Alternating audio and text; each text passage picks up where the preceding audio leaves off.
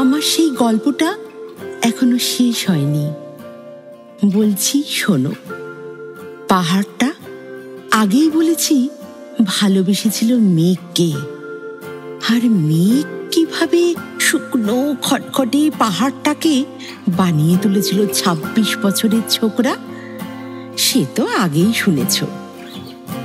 সেদিন ছিল পাহাড়টার জন্মদিন। পাহাড় মেঘকে বললে, আজ তুমি লাল শাড়ি পরে আসবে।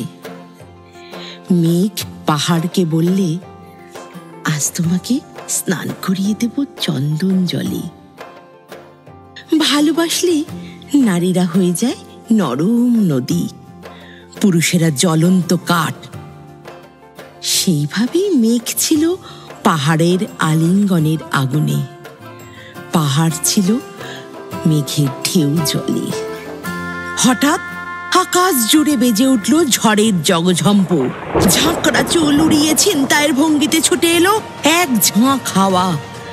মেঘের আঁচলে টান মেরে বলল, ওঠ ছুরি, তোর বিয়ে।